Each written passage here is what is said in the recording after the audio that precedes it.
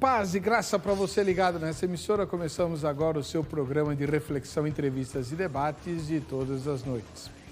Olha, o Vejam Só hoje vai se debruçar sobre a enigmática figura do nosso adversário, Satanás, o diabo, a antiga serpente, aquele que engana todo mundo e nos opõe a Deus. O que é que ele fazia antes de se tornar Satanás? Há bastante especulação a respeito do diabo, até porque ele é uma figura que desperta muita curiosidade, muito interesse. Tudo quanto é livro, filme ou debate aqui no Vejam Só que envolve a figura de Satanás sempre atrai muita atenção. Algo natural. Também pelo fato de sabermos pouco a respeito dele, pouco a respeito das suas motivações e menos ainda acerca do que ele fazia antes da queda. Pois é. Algumas pessoas encontram base na Bíblia para afirmar que ele cuidava da música. Alguns já me disseram, inclusive, que ele era o regente do céu. Bem, eu sei que tem um teólogo, antigo já, que dizia que quando Satanás foi expulso do céu, ele caiu na galeria do coro, porque toda a área de música na igreja dá problema.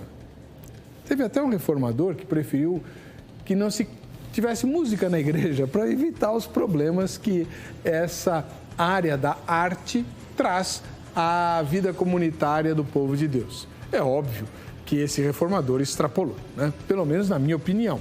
A música é algo maravilhoso, divino e que serve para exaltar e glorificar o nome do Senhor. Mas também serve para atrapalhar a vida de muita gente dentro e fora da igreja.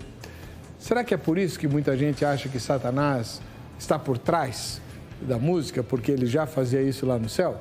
Não sei. Há base bíblica para a gente afirmar que ele era músico ou regente antes da sua queda? Essa foi a pergunta que nos fizeram e que foi transformada em tema graças à sugestão de vários telespectadores e telespectadoras. Atendendo ao pedido deles e delas, hoje vamos discutir o assunto com quem dele entende. Aproveite. Tire suas dúvidas. Está no ar o Vejam Só.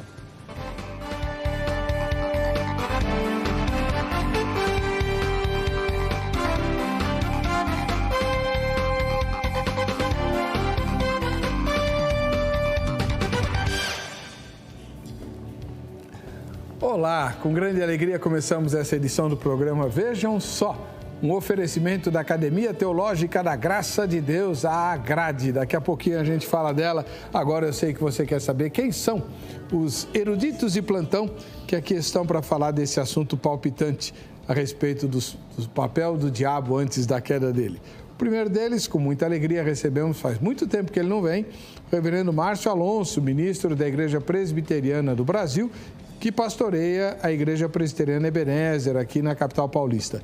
Paz e graça, reverendo Márcio, tudo bem com o senhor? Paz e graça, graças a Deus, tudo bem. Prazer estar aqui novamente. Obrigado pelo convite. Faz tempo que o senhor não veio, né? 1 ano e meio, mais ou menos. O senhor emagreceu? Um pouquinho, estamos tentando. Ô, reverendo, onde fica a Igreja Presbiteriana Ebenezer? Fica na rua Doutor Zuquim, 230, Santana, a 100 metros da estação Santana do metrô. Muito obrigado pela presença do senhor. Obrigado, é um prazer. Do outro lado, voltando ao Vejam Só, o reverendo Elias Robson de Paula, da Igreja Metodista Wesleyana, parceiro do Vejam Só. Tudo bem? O senhor está bom? Graças a Deus, tudo na bênção, reverendo Weber. Um grande abraço aí para a nossa audiência fiel, né? E hoje, certamente, Deus vai nos abençoar, né? E mais um debate, né? Certamente de alto nível. Eu conheci o pastor Márcio ali, já percebi que é uma pessoa muito correta, muito, né, centrada, que benção. E que entende muito de música. Né? Amém. Eu indiquei o nome dele para Angélica justamente porque sei do conhecimento profundo que ele tem da teologia da música. Amém. Amém. Então vai ser um programa extremamente útil para todos nós. Começando pela matéria de abertura do Zeca, vejam só. Hoje iremos nos debruçar sobre um assunto muito interessante, que ganhou muito corpo dentro das igrejas evangélicas, mas que não tem unanimidade entre os estudiosos. Assunto que gera muita polêmica e divide os teólogos diante da interpretação dos textos bíblicos. Mas aqui no Vejam Só, iremos dar espaço para que a questão seja debatida e também que possamos aprender um pouco mais. Queremos saber se existe base bíblica para afirmar que o diabo era músico ou regente antes da sua queda. Tenho certeza que você já ouviu isso muitas vezes, que o diabo era músico, e por isso a música é muito usada pelo inimigo para afastar as pessoas de Deus. Que os ministérios de louvor dentro das igrejas são áreas muito sensíveis, pois o tentador gosta de agir na área musical e tantas outras situações que você com certeza já ouviu. Mas vamos ver o que a Bíblia fala sobre isso. A questão é saber sobre a base bíblica, então vamos direto para as Escrituras Sagradas. De maneira geral, temos 2 textos que falam, ou pelo menos podem deixar essa impressão, sobre o diabo e a sua ligação com a música. Um deles está no livro de Isaías, no capítulo 14, versículos 11 e 12. Vamos ler esse trecho. Derribada está na cova a tua soberba, e também o som da tua harpa. Por baixo de ti, uma cama de gusanos, e os vermes são a tua coberta. Como caíste do céu, ó estrela da manhã, filho da alva, como foste lançado por terra, tu que debilitavas as nações. Outro texto que pode dar base está em Ezequiel 28. E aí que entram as diferenças nas interpretações dos textos. Porque existem aqueles que afirmam que o texto fala de Satanás. Outros intérpretes dizem que a profecia é contra a Babilônia, no caso do texto de Isaías, ou contra o rei de Tiro, no caso do texto de Ezequiel. Essas diferenças mudam completamente a resposta para a nossa pergunta de hoje. Vamos ouvir então os nossos convidados. Assim, cada um deles irá explicar a interpretação que segue e iremos conseguir entender muito melhor essa questão. Fique ligado, nosso debate de hoje está apenas começando. Vamos lá, vamos começar o nosso debate a respeito de Satanás, se ele era músico ou não. Vamos lá, reverendo Elias Robson de Paula, ministro da Igreja Metodista Wesleyana. Há base bíblica para se afirmar que o diabo era regente ou músico antes da queda? Eu diria, reverendo Weber, que possivelmente sim. Por que eu tenho dito possivelmente sim? Porque, obviamente, existem questões linguísticas envolvidas, exegéticas, né? E a posição que eu vou esposar, né, ela se fundamenta, né, numa perspectiva, né, hermenêutica. E eu sei que tem vozes, obviamente, contrárias, né? E eu respeito essas vozes até pela dificuldade do assunto. É um assunto realmente complexo, né? Mas eu acredito que, mantendo a coerência, né, o equilíbrio bíblico, é possível se afirmar, né, que ele teve algum tipo de relação com a música. Mesmo que não chegue a essa questão toda de um regente geral, né, multi-instrumentista, né, cada um coloca aí de uma maneira, mas a gente percebe pela natureza do ofício mesmo angelical dele, a proximidade dele com o próprio trono de Deus, né, que essa característica provavelmente fazia parte mesmo do seu ministério celestial de alguma forma, né? O senhor acredita nisso pessoalmente? Tá bom. Muito obrigado. Esse foi o reverendo Elias Robson de Paula, da Igreja Metodista Wesleyana. Agora a gente vai ouvir a opinião do reverendo Márcio Alonso, ministro da Igreja Presbiteriana do Brasil. Reverendo? Eu acho que a Bíblia é silenciosa a respeito desse assunto. Acho que a revelação que Deus nos deixou não é específica a respeito das atividades de Satanás antes da queda. E, embora nós tenhamos, tanto no texto de Ezequiel quanto no texto de Isaías, alguma menção à música, como foi inclusive mencionado na matéria de abertura, elas não devem ser interpretadas como discutindo o que Satanás fazia antes da queda. E isso, então, nos leva a uma posição de cautela. A nossa linha de pensamento é aquela que, onde Deus não falou, nós nos calamos, nós preferimos não especular. E como nós não temos condição de afirmar categoricamente, e isso para mim é muito claro, a Bíblia não dá condições de afirmar categoricamente, o melhor que eu faço é cessar a minha especulação para evitar erros. Acredito que ao longo do debate a gente vai poder ver alguns exemplos de como especulações a respeito de Satanás levaram a erros. Coisas simples como o próprio nome Lúcifer, que não está na Bíblia como sendo um nome de Satanás, é um erro muito comum e creio eu também que a função dele antes da queda como músico certamente é um dos outros erros gerados pela má interpretação de coisas onde a Bíblia não está sendo categórica. Então, por conta disso, creio que a posição mais cautelosa, mais prudente é de dizer, nós não sabemos. E como não sabemos, não podemos afirmar que ele tenha sido regente ou músico antes da queda. Muito bom. Muito obrigado. Esse foi o reverendo Márcio Alonso, que pastoreia a Igreja Presbiteriana do Brasil, lá a Igreja Presbiteriana Ebenezer, que fica em Santana. Isso. Agora, eu cometi uma grande gafe. Eu não peguei o endereço da Igreja Metodista Wesleyana do reverendo Elias. Ô, pastor, me perdoe, por favor. Que é isso? Não em casa. Qual que é o endereço lá? Fica na rua Capitão Alcoque, número 290, em Parque do Chaves. Ela é uma travessa da conhecida Avenida Roland Garros, mas conhecida como Roland de Garros, né? Popularmente conhecida, né? Uma igreja muito aprazível, muito acolhedora e todos são convidados a nos conhecer. Se me permite, eu gostaria de mandar um abraço, né?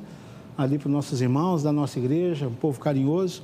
Quero aproveitar também e mandar um abraço para o nosso bispo Simvaldo, né? Da nossa terceira região aqui, para o bispo Roberto, pastor José Sandoval, lá da 6ª região, Rio de Janeiro.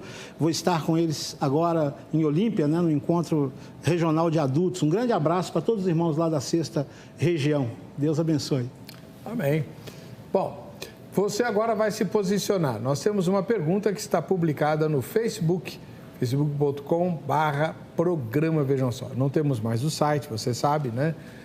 Agora é só pelo Facebook que você se comunica conosco. Então, vamos lá. Qual que é a enquete? Na sua opinião, o diabo era músico antes da queda? Primeira resposta, sim. Segunda resposta, não. Tá? Vote na nossa enquete. O resultado nós vamos publicar ainda nessa edição, né? No final do programa a gente publica o resultado. E eu faço o seguinte, você vai falar assim, mas o programa está gravado, então agora não adianta mais votar na enquete. Quando a gente assiste, a enquete já está fechada.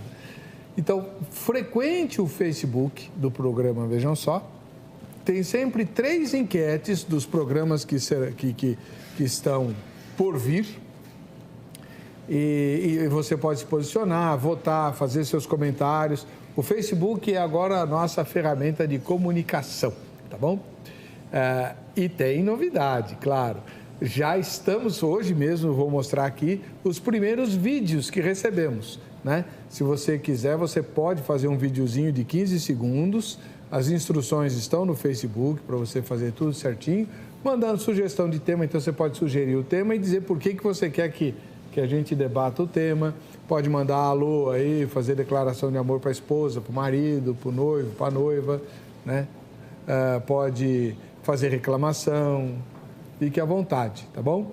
Esse é o... Já nós vamos... No próximo bloco, no outro bloco, a gente vai ver os vídeos. E já que eu estou falando de Facebook, você pode frequentar também o meu Facebook particular. Tem aí uma promoção que vai acabar agora no fim do mês, na Páscoa, dia 2 de abril, fim do mês não, né? Comecinho do mês seguinte. O último livro do Dr. Vailate, sobre as 10 pragas do Egito e a travessia do Mar Vermelho, vai ser sorteado entre todas as pessoas que fizerem alguma coisa no meu Facebook, que é curtir e compartilhar. Eu não sei o que é isso. Tem outra pessoa que cuida do meu Facebook, porque eu sou Fred Flintstone em relação a essas coisas. Mal sei usar o WhatsApp, mal sei usar.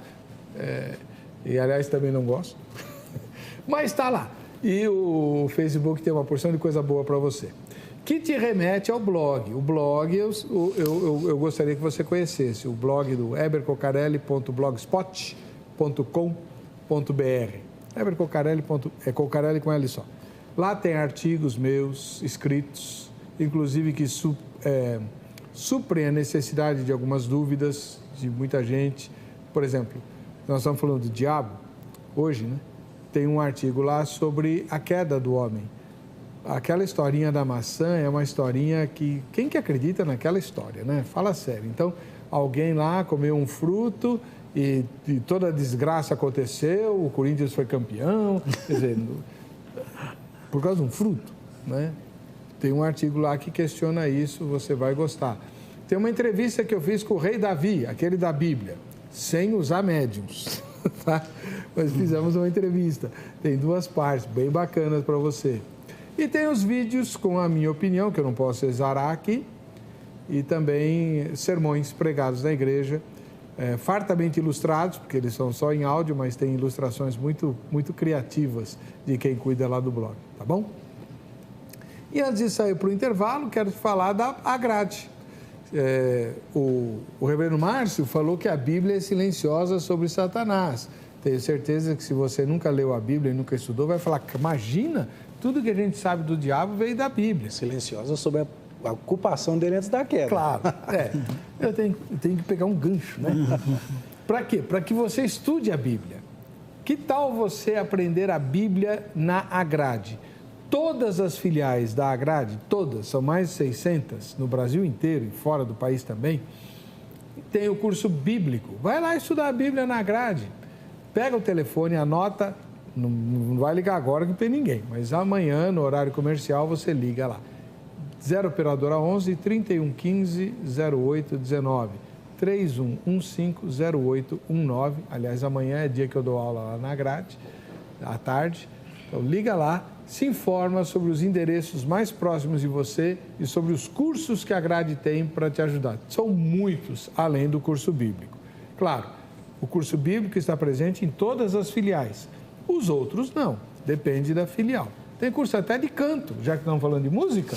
Tem curso para quem quer cantar, e tem curso para quem quer tocar, e tem curso para quem dirige o louvor. Uma novidade, uma coisa interessante, a teologia do louvor.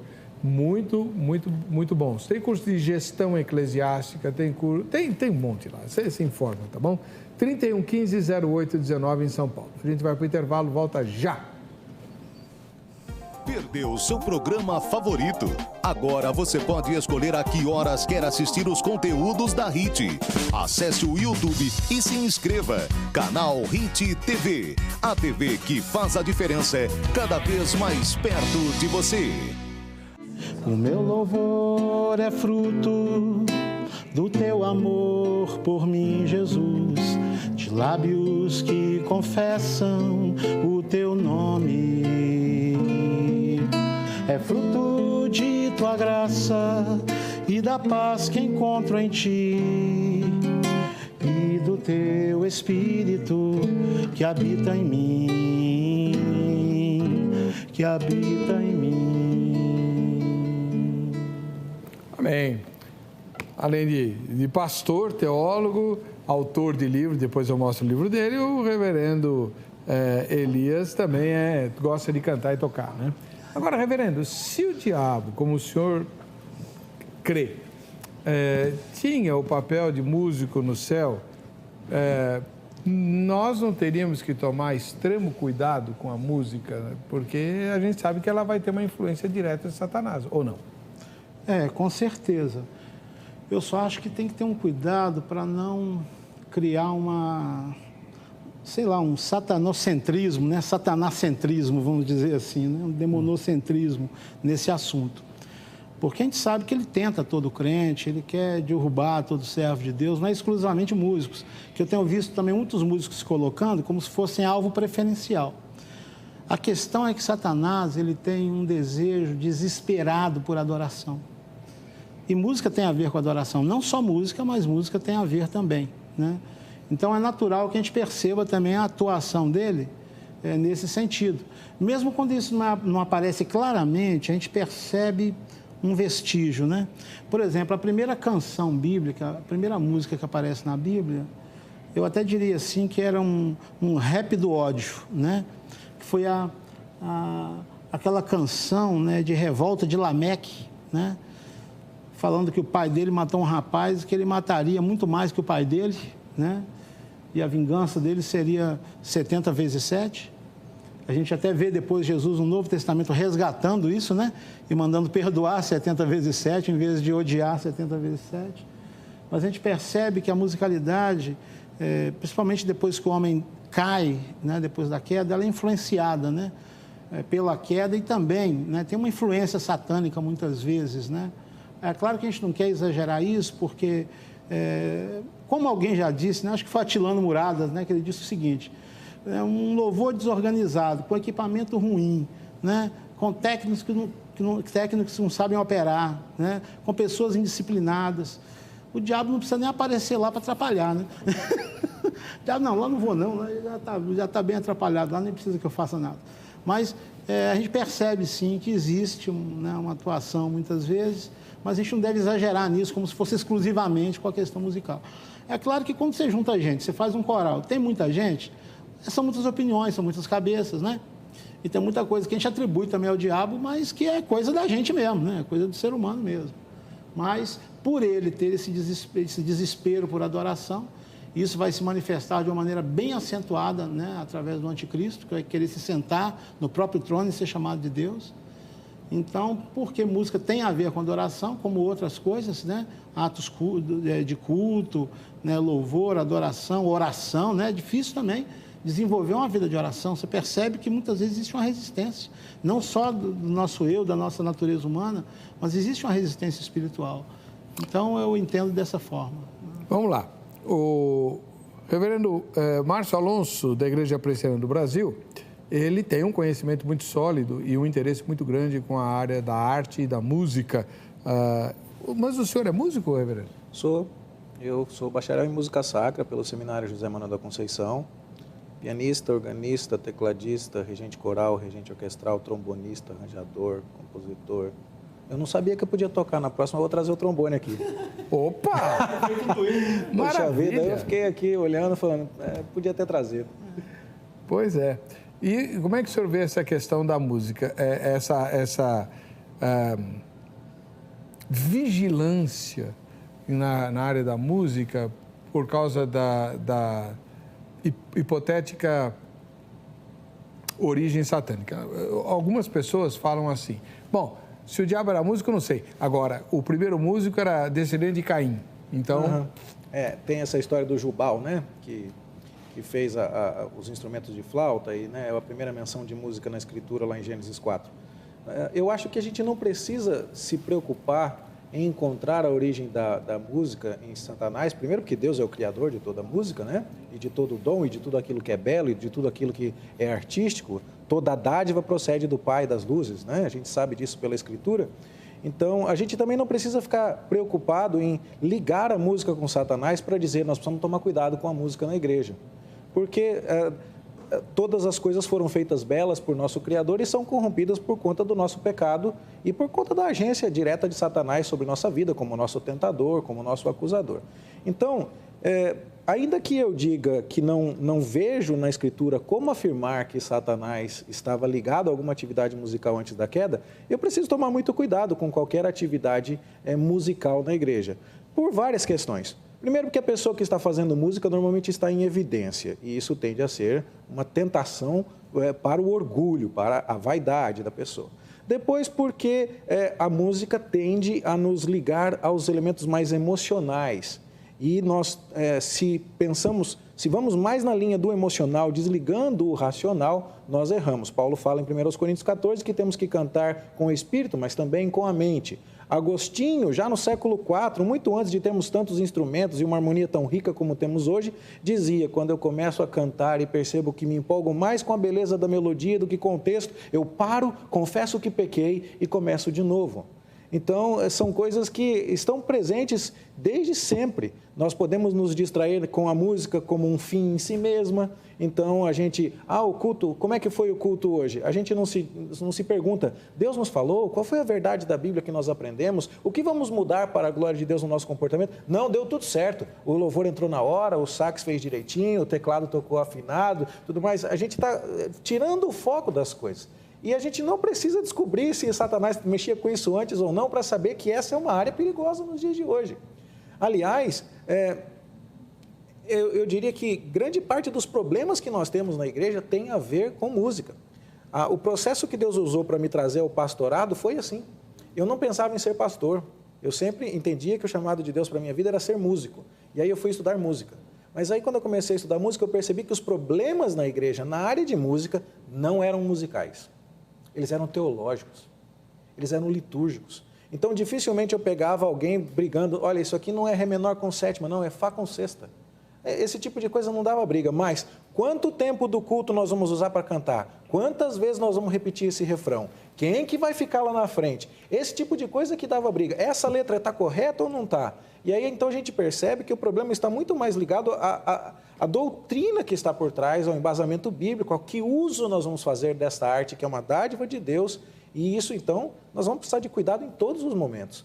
E para pensar a respeito disso e tomar cuidado com isso, a gente não precisa ter uma definição clara se Satanás cuidava disso ou não. A gente já sabe, por experiência aqui e agora, que essa é uma área onde nós temos uma tendência a problemas, uma tendência à extrapolação e ao pecado. Vamos dar um tempinho aí no Rabudo e vamos falar de quem assiste ao Vejam Só, né? Vejam Só, quem assiste ao Vejam Só, faça a sua fotografia ou o seu vídeo, tanto faz. No fim do semestre, no mês de julho, nós vamos sortear uma diária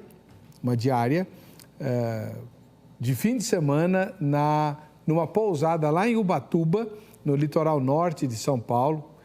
Olha só, cenas do lugar onde você pode passar aí com as pessoas que estiverem na foto, viu? A foto sorteada, todo mundo que estiver na foto, inclusive o fotógrafo, vão ganhar esse presente.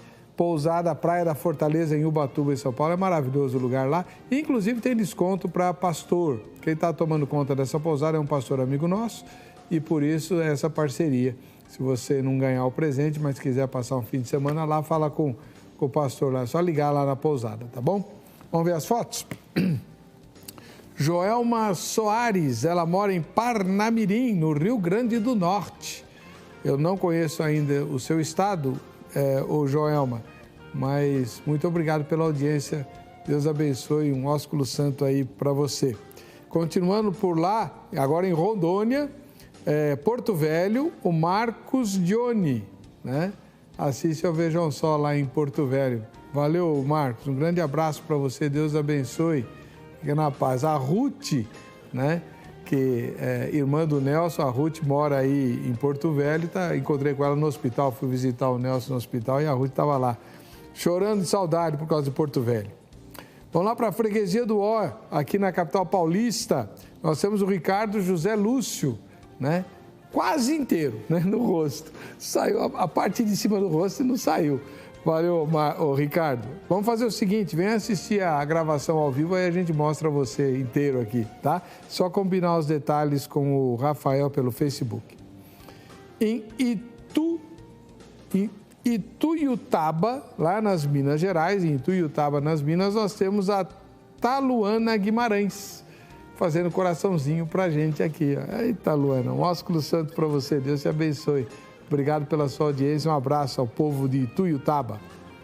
E continuando nas Minas Gerais, agora em Uberlândia, nós temos a Diná, né? Dina ou Diná, com o Vailate lá atrás, é o Vailate que está ali, né? É o Vailate, sim.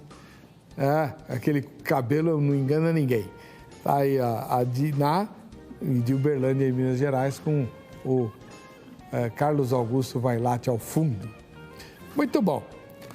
Vamos voltar para o nosso debate. O pastor Robinson, o senhor disse que o diabo era músico no céu, com base em quê, hein? Bem, algumas questões podem ser levantadas. A Bíblia afirma, né? Jó afirma, Deus faz um questionamento a Jó, né? Onde tu estavas, né? Quando as estrelas da alva juntas, né, cantavam, e quando todos os filhos de Deus, né, jubilavam, é apresentado como todos os anjos cantando. Ele era um anjo, ele fazia parte dessa miríade de Deus e todo anjo canta. Então, ou seja, alguma relação com a música ele já tem só por ser anjo, né? Porque todo anjo canta. Vamos dizer, mesmo que você tenha anjos que fazem parte do coro celestial, mas todo anjo canta. E esse texto de Jó é um texto genérico. Ele mostra todos, né, todos os filhos de Deus jubilando, né, as estrelas da alva cantando juntas. Então, só por ser anjo, a gente sabe que ele, né, canta. Claro que a musicalidade angelical, celestial, é diferente da nossa. A nossa depende, né, de que algum corpo vibre, que esse som viaje, alcance o ouvido, e tem uma série de coisas, depende do ar, né? Anjos não dependem de ar, nem nada disso, né? Então, vamos dizer assim, em termos físicos, né, a musicalidade certamente celestial é diferente da nossa. Então, ele era um anjo, então ele tem contato com a música. E nós temos agora a questão nós temos duas barreiras aí, que eu acho que são as que têm que ser transpostas para se chegar a uma posição a respeito do assunto, né, por um lado ou por outro, né? A primeira questão é a questão hermenêutica. Se os textos, né, citados já, de Isaías e de Ezequiel, né, Ezequiel 28, eles dizem respeito a profecias a reis apenas, seres humanos, se diz respeito a ser celestial, a seres celestiais, ou se diz respeito aos dois. A posição que eu defendo é que se trata de uma tipologia. E na tipologia, nós vemos que os fios com os quais são tecidos, né, tecida essa trama, né, toda, são fios diferentes, ou seja, mas formam o mesmo tecido. Você vê, por exemplo, Deus falando àquele rei, mas fazendo menções a quem influencia aquele rei, que é Satanás, não é? Assim como aconteceu no episódio de Pedro, né, que Jesus diz para trás de mim, Satanás, falando com Pedro, mas se referindo a quem o estava influenciando, né?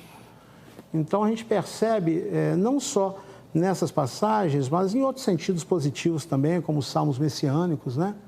Isaías 53, esses textos que são prefigurados, né? Que são tipológicos. Isaías 53 fala de música? Não de música, da tipologia, eu digo. Tá, né? Tá, ok.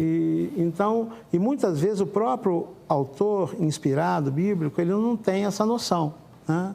Ele está sendo usado por Deus, mas ele não tem, em geral, um discernimento já, né, no seu momento, de que aquilo faz uma referência maior.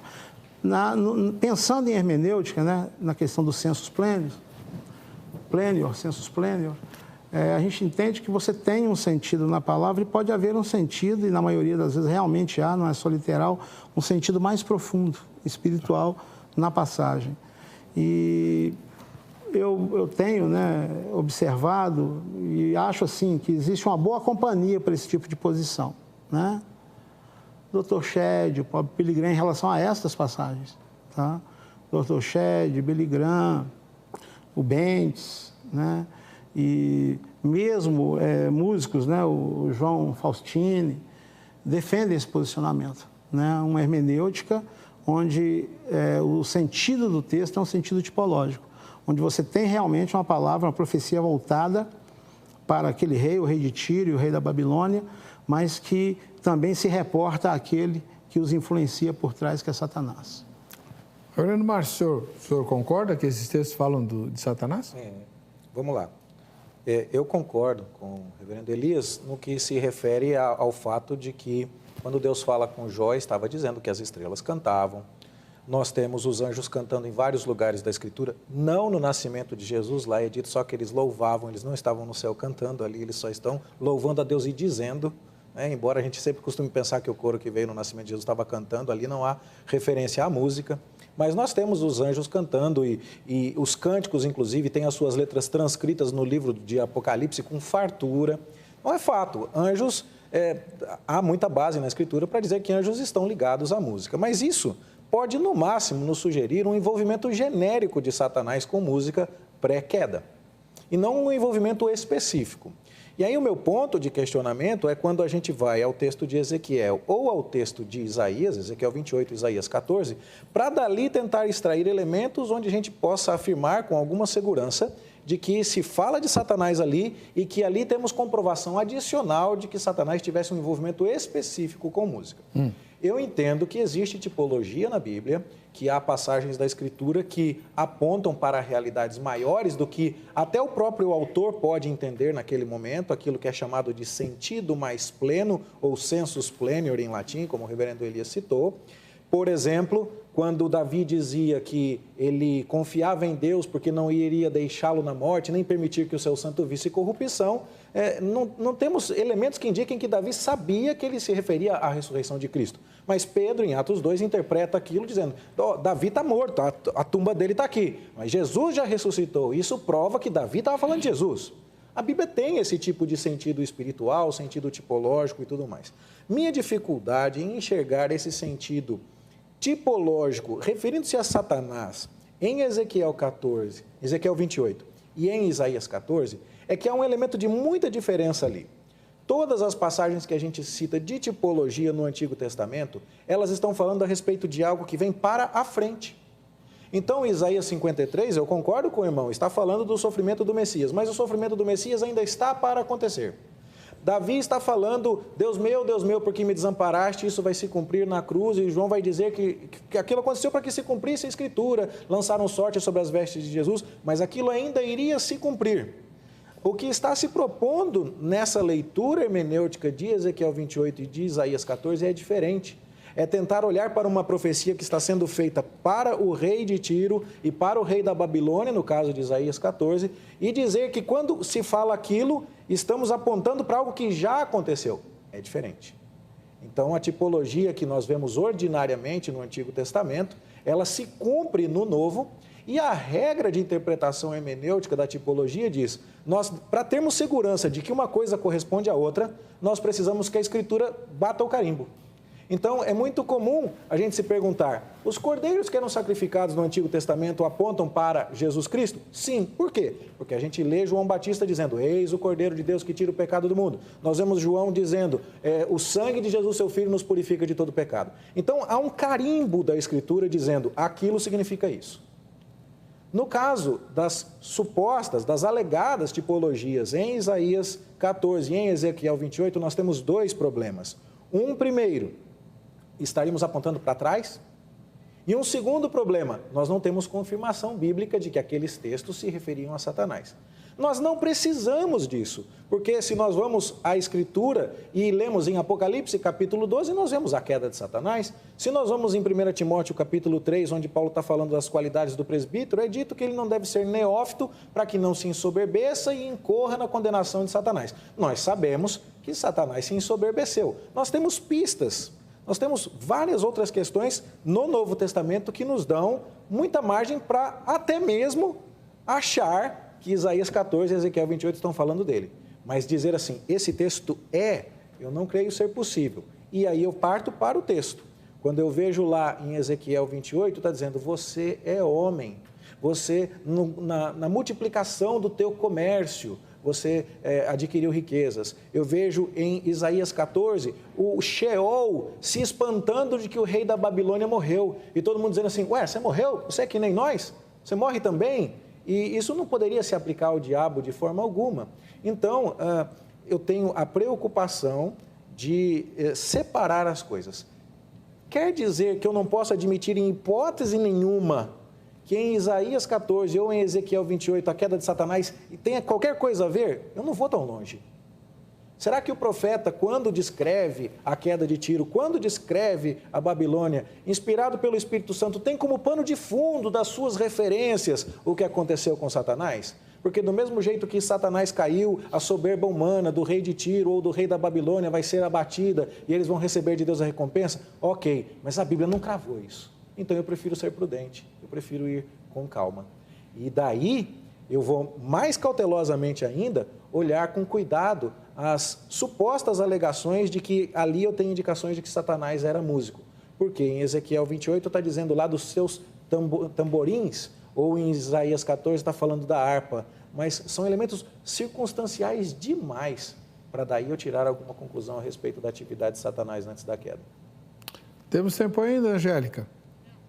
Bom, então a gente vai para o intervalo. Na volta vamos ler os comentários dos telespectadores e vamos ver o que o Zeca ouviu lá na Crentolândia. Vamos lá. Quer saber em primeira mão as novidades do seu programa favorito? Então fique de olho no nosso Instagram.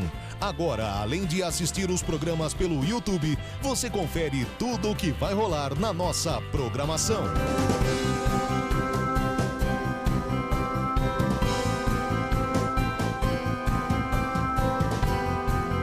Siga o nosso perfil no Instagram e fique sempre ligado nas novidades.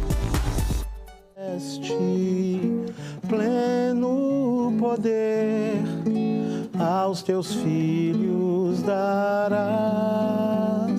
Nunca mudaste, tu nunca faltaste. Tal como eras, tu sempre serás. Tu és fiel, Senhor, tu és fiel, Senhor, dia após dia, com bênçãos sem fim. Tua mercê me sustenta e me guarda. Tu és fiel, Senhor, tu és fiel a mim. Robson de Paula, ei, bênção. Flores e frutos, montanhas e mares, sol, lua, estrelas no céu a brilhar. Tudo criaste na terra e nos ares. Todo o universo vem, pois, te louvar. Valeu, reverendo. Tu és Reverendo Elias Robson de Paula, Senhor. pastor, metodista wesleyano, cantor, músico e autor. Deixa eu mostrar, para qual câmera eu mostro? Para 3? Tá aqui, ó. O Enigma da Dona Falácia Homilética é uma historinha muito legalzinha, uma parábola, né? Muito bem ilustrada e muito, muito divertida sobre a Dona Falácia e os seus montes de filhos, né? A Dona Falácia Homilética. Então tem a ver com pregação. Não vou adiantar, não. Quem quiser, depois entre em contato com o pastor Robson, o pastor Elias Robson de Paula, e pega o livro com ele, tá bom? Vamos ver as opiniões que já estão no nosso Facebook. A primeira é do diácono Galdino Ailton. Lúcifer, sendo querubim, não tinha essa função de músico ou maestro. A adoração é exclusiva dos serafins, que zelam pela santidade de Deus, adorando conforme relato em Apocalipse 4:8. Uau! O diácono diz que primeiro, que Lúcifer era querubim e que querubins não cantam, segundo ele aqui, né? É isso? Não, eu diria o seguinte, que os serafins, eles estão realmente ao redor do trono, é o que a Bíblia diz, né? Santo, santo, santo, e ali se identifica realmente com a figura dos serafins. Mas a função que é indicada desse querubim diz que ele estava junto ao Monte Santo, né? Então, ele estava junto ao altar de Deus. Então, a função dele estava ligada também ao altar. Não tem nenhuma descrição bíblica que um anjo, né, por ser querubim, não possa cantar, né? Não há uma classificação dessa forma, né, tão fechada e rigorosa, né? Com base em Ezequiel, a gente vê, né, querubins também com asas, né? Só que no caso apontam 4 ali, né? E eles dentro também de uma função de adoração, né? Mas a descrição de Ezequiel dos querubins é apavorante, não tem dos nada? serafins, né? Dos querubins. Ah, sim. A visão de Ezequiel no começo de Ezequiel. Aliás, eu judio dos meus pobres alunos, o senhor falou de hermenêutica, né? Na primeira aula de hermenêutica, depois nunca mais me deram essa matéria para lecionar. Eu dou aula, tal, falo da hermenêutica, tarefa para o lar. Vocês vão ler o primeiro capítulo de Ezequiel e desenhar o que foi que Ezequiel viu. Coitados, eles até tentam. Dentro dessa perspectiva que a gente está apresentando, nós entendemos o seguinte, que o texto, ele é um texto que se refere realmente às duas pessoas, tanto ao rei quanto à pessoa de Satanás, né? E o texto não tem uma interpretação linear, onde você vê, por exemplo, só aqui nesse ponto só fala do rei. E agora só fala de Satanás. Não. A linguagem, ela não é uma linguagem linear, ela é entrelaçada, né? As informações estão entrelaçadas. Aqui tem um bocado de vontade nossa, né, de que fale de Satanás para a gente poder saber alguma coisa da origem dele. Tem, né? Não, veja só. Como o texto tem elementos que claramente se referem ao rei mesmo, ao ser humano, tu és homem, né? Tudo isso. Também tem elementos que não cabe num homem, num ser humano. Esse que é o problema, né? Vamos dizer, quem vai ser chamado de alguém que tem o sinete da perfeição? Né? Quem vai ser chamado que preexistia no Éden? Que rei humano teria condição de preencher uma condição dessa, textual, né? Então, agora obviamente que vai depender muito da posição hermenêutica, né, do exegeta aí. Se ele crê que só se trata ali do rei, tudo bem. Então, ele vai dizer que isso é uma linguagem poética, né? Que o Éden ali, Deus estava com uma linguagem irônica, né? Dizendo, comparando ele, está achando o quê? Que se é alguém um ser celestial, tal. Então, isso vai depender da linha hermenêutica, né, do intérprete. Mas dentro da posição que nós defendemos, entendemos que está falando dos dois e há momentos ali que claramente se refere a esse anjo, esse querubim ungido, né, da guarda, e que tinha essa função junto ao Monte Santo de Deus, e que aí nós entramos na segunda barreira que eu falei. Nós temos dois muros. O primeiro é o hermenêutico, né? Transpor o muro hermenêutico e crer, então, que é possível que a linguagem esteja se referindo aos dois ao mesmo tempo, ao rei e também ao anjo caído, Satanás, que tinha ascensão, inclusive, sobre outros tipos de anjos, com clareza, né? Senão ele não teria conseguido... É uma rebelião que ele leva um terço, né? Um terço dos anjos, né? Então, isso é muito sério. Agora, a outra barreira que a gente tem, outro muro, é o muro exegético. O primeiro é o hermenêutico, o segundo é o exegético. É porque existem palavras no texto que, dependendo da tradução, ela é traduzida como pedras que faziam parte da roupa desse querubim, ou então instrumentos. Por que nós defendemos a questão dos instrumentos? Porque nós temos uma palavra lá, a palavra tof, no hebraico, que em nenhum lugar da Bíblia ela é traduzida sem ser tamborim, ou tamborim, ou tambores. O adufes. Né? Adufes, essa linha de instrumento de percussão. Não tem em nenhum outro lugar. Por que ali não seria? Só ali não seria. Então, alguns intérpretes fazem o quê? E outra coisa, no texto massorético, no hebraico, a palavra está lá.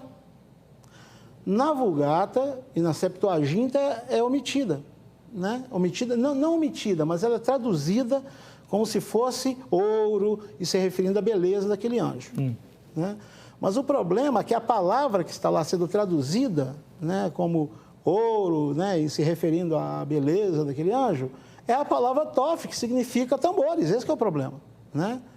Então, entendendo a gente, né, que nós temos então, quer dizer ali que além menção... de músico e regente, ele era baterista? Isso explica muita coisa. Não, eu iria mais longe um pouquinho. Isso explica muita coisa. Inclusive, tem uma tradução inglesa que é traduzida como drums, né, mesmo, né? Então, como se fosse coisa ampla. Bateria. Então, acontece, veja só. Ali diz tambores e pífaros, ou seja, a arte da percussão, a rítmica e também pífaros, que você sabe que o pífaro ele tem mais de não é igual a uma flauta normal. Então, a questão melódico-harmônica está envolvida nisso, né? Tá. Agora, obviamente, né, o problema é chegar e traduzir essa palavrinha sendo qualquer outra coisa. A minha dificuldade é essa. Não, então tá. Fica sendo... Tem um gancho aí. Outra coisa, só posso falar mais uma coisinha antes do pastor... só um pouquinho antes do pastor Márcio falar, que está sendo uma bênção também, é o seguinte, se você pegar o universo das traduções, você vai perceber o seguinte, você tem praticamente 5 ou 6 traduções que traduzem e não estão nem aí para justificar por quê. Aí você tem um grupo maior de traduções, como NVI, né, NTLH, que não traduzem como tambores ou qualquer coisa assim, mas na nota de rodapé eles falam que no original o que está lá realmente é tambores. Né? Eles seguem aqueles que traduzem pelo contexto, não, porque está falando das pedras, tal, e como são 12 pedras, e só cita 9 no versículo anterior, então tem que completar, né? Então, eles entendem que, por uma exigência de contexto, teria que ser outra palavra e não aquelas ali. Mas o problema é que no hebraico, no texto massorético, é tof e é tof mesmo. E não adianta pôr o H, né, na transliteração, pôr o i e o e para falar, não, é uma outra palavra, não é. Né? Inclusive, só uma coisinha. E o João Ferreira de Almeida, na tradução dele, que ele faz, né, com base em texto receptos e tudo mais, ele, na sua tradução lá de 1800 e alguma coisa, 1700 e alguma 600 coisa. e lá vai fumar, século XVII. Justamente. Ele, inclusive, coloca como tambores mesmo. E depois, vertendo do deles, eles tiraram. Né? Só para situar, quem sabe, o telespectador que está ouvindo essa história de tambor, mas está olhando ao meio da revista atualizada e não está achando isso, nós estamos falando de Ezequiel capítulo 28, versículo 13. Justamente. Né? Onde é dito ali, estavas no Éden, jardim de Deus, e tem toda aquela questão aqui, se não é o diabo, por que estava no Éden? Na minha linha de interpretação, a leitura natural do texto é uma maneira poética de dizer que o rei de Tiro estava numa situação tão privilegiada como se ele estivesse no Éden, né? Em Isaías, quando fala, eu vou subir aos céus, eu vou colocar meu trono acima do de Deus, é a ideia da soberba, né? E tudo mais. E assim por diante. E então, quando se fala aqui de todas as pedras preciosas te cobrias, o sardio, o topázio, o diamante, o berilo, o ônix, o jaspe, a safira, o carbúnculo e a esmeralda. Na Almeida, revista atualizada, para na esmeralda. Então, a tradução seguinte vem, de ouro se te fizeram os engastes e os ornamentos. E essa palavra engastes é traduzida por tambor, porque, concordo com o senhor em gênero e número igual, é tof no hebraico e significa tambor, pandeiro, aduf. Não significa engaste. Ponto. Ok? Mas, calma lá que não terminei, né? E depois, ornamentos é a outra palavra que, como o irmão mencionou, na outra versão vem traduzida como pífaro. A questão aqui é que o hebraico é difícil neste versículo, né? Ele não é unânime, e você precisa decidir se você vai ligar o ouro à palavra do tambor, ou se você vai ligar o ouro ao ornamento da veste.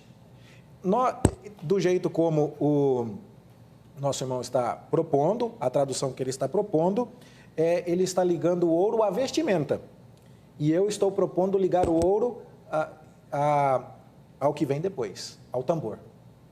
Aí você fala assim, mas tambor de ouro? Não é isso não. Deixe-me explicar.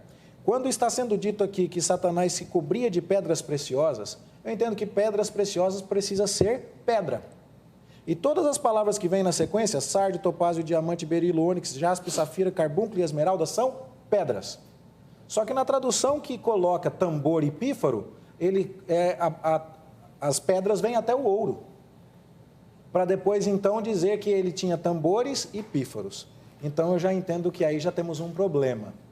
Então, o ouro é pedra, ligado àquilo que ornamentava Satanás, e aí na sequência, então, nós temos que ele tinha tambor e pífaro, ou o ouro é aquilo que ornamenta, que está ligado às palavras, tambor e pífaro, que a Almeida traduz como ornamentos e engastes. Eu entendo que o ouro está ligado aos ornamentos e engastes. Mas, pastor, tambor de ouro, essa a ideia, é isso que eu entendo. E vou explicar. Palavra casa, ela significa o que na língua portuguesa? Se eu procurar no dicionário, casa. Só que se eu disser que o meu botão estava fora da casa, eu estou falando da minha roupa, eu estou usando uma palavra que significa moradia para falar de um botão dentro da casa. Quando eu pego a ideia de um tambor de ouro e penso que é aquilo onde a pedra está engastada, por isso o seu engaste, e eu me lembro da roupa gloriosa que Deus mandou fazer para o sumo sacerdote, Arão, que tinha pedras preciosas engastadas em ouro. E aí então eu vou entender aqui que é uma espécie de tamborete, de tamborim, é a figura de linguagem de uma estrutura de ouro na qual a pedra estava grudada, e essa era a roupa de Satanás. Portanto, eu não tenho problema nenhum em dizer a palavra é tambor, mas eu entendo que ela deve ser adequadamente traduzida por engastes, porque se trata daquela estrutura de metal de ouro que recebia a pedra que ornamentava a pessoa de Satanás. Por outro lado, se eu sigo nessa linha de entender as palavras no original, eu não preciso fazer concessões, a palavra engastes na Almeida Revista Atualizada é tambor, só que aí esse argumento volta-se contra aqueles que discordam dessa nossa leitura. Porque a palavra ornamentos, ela não significa pífaro. Aí agora já ficou complicado, ela significa ornamentos mesmo. E ela é uma rapax legomena, ela só aparece uma única vez na Escritura. Para ver como é que as coisas são matematicamente complicadas. A palavra tof, que é tambor, aparece 17 vezes na Bíblia, e a única vez em que se propõe que ela não seja traduzida como tambor é aqui. Por outro lado, a palavra ornamento só aparece aqui na Bíblia inteira, e alguns estão dizendo que é pífaro, mas quando você vai aos léxicos, como o Brown, Driver e Briggs, que é o mais famoso dos léxicos, ele está dizendo, é ornamento. Então, se eu olho para tudo isso, então, eu fico me perguntando, esse versículo estava falando, de repente, das pedras que descreviam a roupa gloriosa do rei de Tiro, e do nada ele mudou para falar de tambor e pífaro? Eu digo não, ele estava falando das pedras que ornamentavam a gloriosa roupa do rei de Tiro, e de repente ele falou a respeito dos engastes e dos ornamentos que seguravam aquelas pedras. Isso me faz muito mais sentido. Então... Tá bom. Bem, vamos adiante. O nosso querido Zeca foi ouvir os crentes a respeito do tema de hoje, vejam só.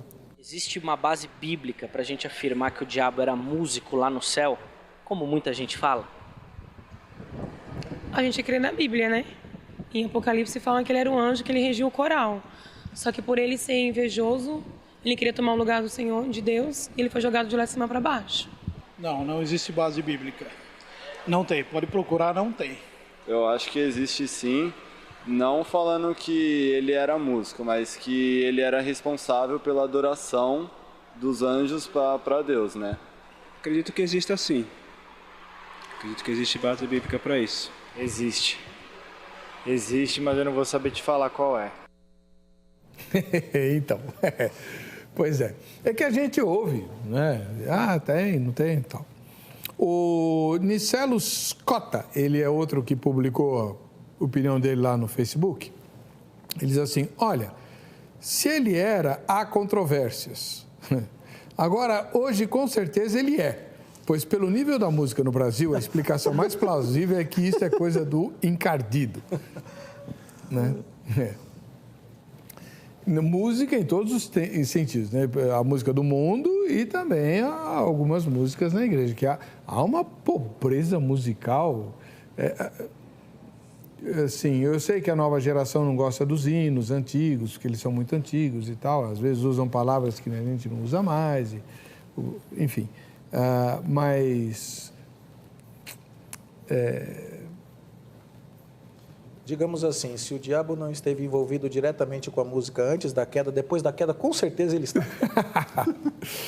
É verdade. Aliás, está aqui, ó, é o que o Wellington Melo publica. As músicas que estamos ouvindo nos últimos tempos, com certeza não são de Deus. Pois é. Você pode publicar o seu vídeo agora no Vejam Só. A gente já tem um ou dois aí para mostrar, não tem, Angélica? Então vamos mostrar um, vamos lá. A paz do Senhor, pastor Heber, a todos do Vejam Só, aqui o evangelista Edson Enedino, da Assembleia de Deus. Eu queria saber, pastor, por que o entusiasmo desses pastores em construir grandes templos não são o mesmo para ganhar almas, para fazer missões? Amém? Tem que perguntar para eles, irmão. Mas a gente talvez paute o tema. Vamos lá. Tem mais outro vídeo? Vamos lá. Olá, pastor Heber. Aqui é o pastor Abel de Muriaé, Minas Gerais. Sou pastor da Igreja do Evangelho Quadrangular e quero sugerir um tema para o programa. O crente pode jogar na Mega Sena ou tomar uma taça de vinho? Valeu, um abraço, fique na paz. Se ele ganhar na Mega Sena, ele vai celebrar com vinho. Um abraço aí ao povo de Muriaé, né? Tem muita gente bacana aí em Muriaé, o pastor lá da Metodista, né? Tem mais um? Pode soltar. Olá, equipe do Vejam Só. Eu gostaria de sugerir um tema para debate. Existe uma corrente teórica que acredita no arrebatamento secreto e existe uma corrente teórica que não acredita no arrebatamento secreto. Então, eu acho que vai ser interessante um debate a respeito desse assunto. Um ósculo santo para todos, Raquel de Nova Friburgo, Rio de Janeiro. Valeu. Olha, você nunca deixe de se identificar, como a Raquel fez, o pastor também, né? E dizer qual é a cidade, a igreja que você pertence, se possível. Isso é muito legal, tá bom? E sobre o tema de arrebatamentos, de escatologia, a gente faz toda semana aqui, né? Então é só prestar atenção que uma hora... O arrebatamento secreto é aquela ideia de que a gente vai... O próximo evento na agenda de Deus é que nós vamos sumir, desaparecer, igual a novela que está passando aí. E quem não crê assim, crê que o arrebatamento será uma subida dos crentes para encontrar Jesus que está descendo e voltamos todos juntos para a terra. Não é secreto. Só essa a diferença. A gente debate isso toda semana. Pode prestar atenção, tá bom? Quanto tempo eu tenho ainda, Angélica? Bom, eu tenho 5 minutinhos. Vamos fechar o assunto aqui. Reverendo, o senhor falou que especulações a respeito de Satanás levam a erros.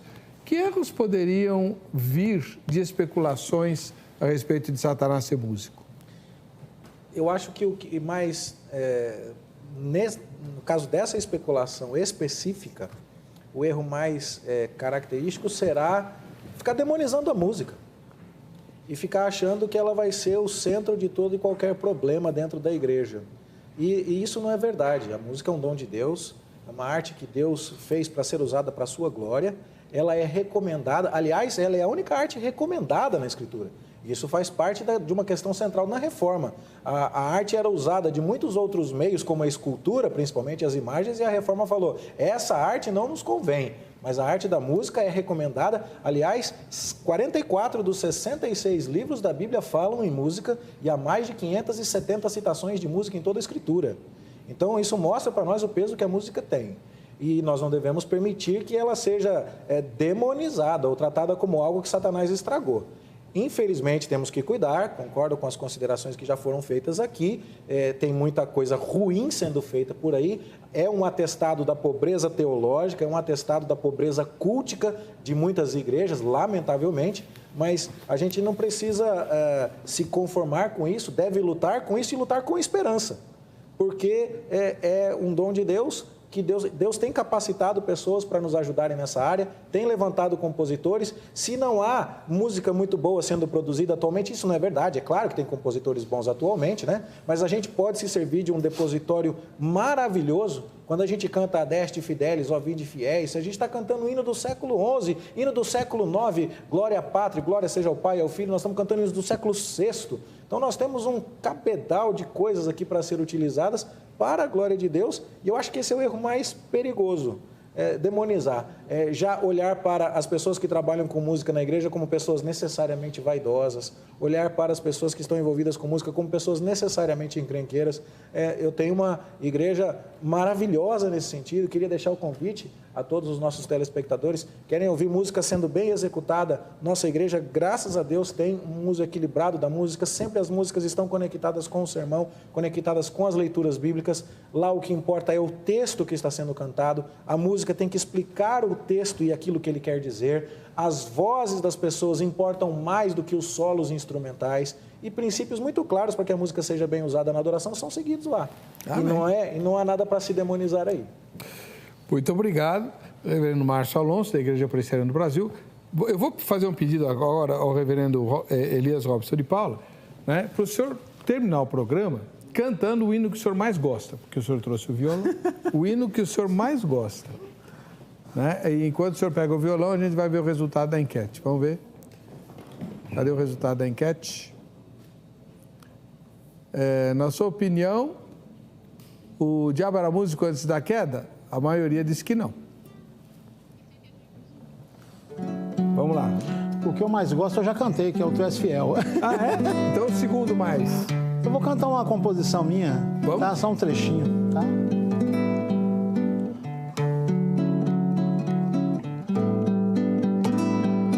Ergo minhas mãos no santuário, me encontro em solo santo, eu sei. Anjos se misturam na alegria da nossa santa folia a Deus.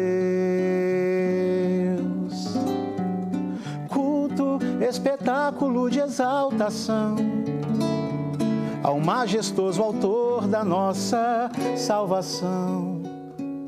a ti, Deus Santo e Trino, nossos cantos, nossos hinos, expressão de adoração. Como obra-prima de um artista, tua mão nos